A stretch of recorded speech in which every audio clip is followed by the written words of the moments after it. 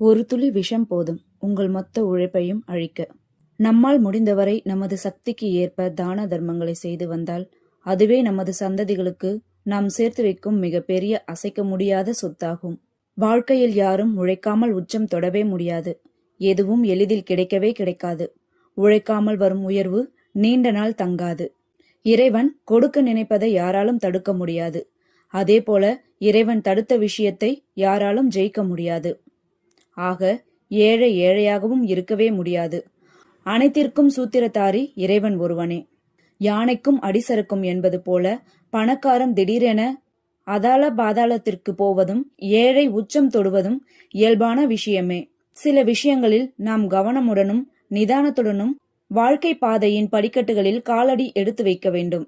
வாழ்க்கையில் பணக்காரன் ஆக வேண்டுமென்றால் உழைப்பாளியாக இருக்க வேண்டும்.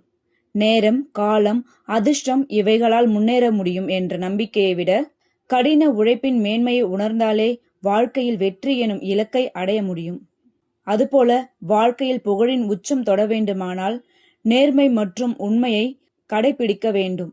எந்த நேரத்திலும் எந்த நிலையிலும் எவ்வளவு சோதனையில் நாம் சிக்கினாலும் நேர்மையும் உண்மையையும் கடைபிடித்து வருவதோடு அது ஒருபோதும் நம்மை விட்டு விலகாமல் பார்த்து கொள்ள வேண்டும்.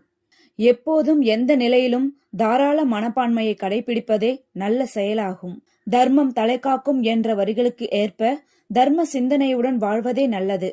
ஆக மெய்யறிவு பெற தர்ம சிந்தனை அவசியம் தேவையானது. நம்மால் முடிந்தவரை நமது சக்திக்கு ஏற்ப தான தர்மங்களை செய்து வந்தால் அதுவே நமது சந்ததிகளுக்கு நாம் சேர்த்து வைக்கும் மிகப்பெரிய அசைக்க முடியாத சொத்தாகும்.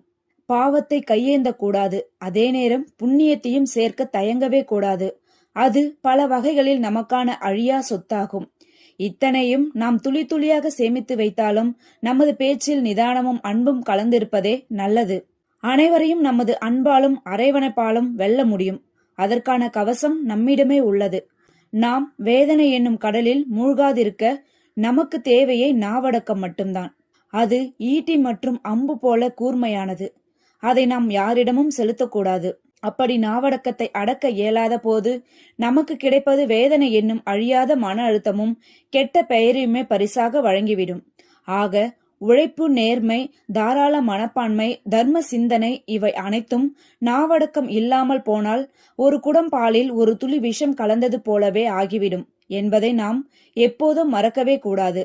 ஆக உழைப்பின் மேன்மையை உணர்ந்து உழைப்பவரே உயர்ந்தவர் என்ற கொள்கையோடு வாழ்கையில் நெடுந்தூர பயணத்தை தொடருவோம். நன்றி.